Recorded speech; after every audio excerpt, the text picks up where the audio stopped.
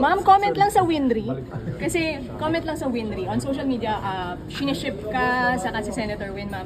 Eh baka lumakas dahil nga ngayon Senate President na si Sen Win. Oh, Senate President Gatchalian is strong on his own merits. Lahat po kami sa majority really fought para mahalal namin siya ngayong araw.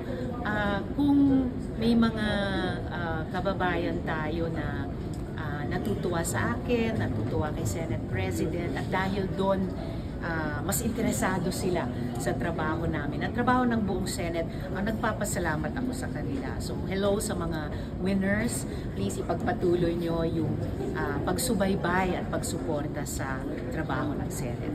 20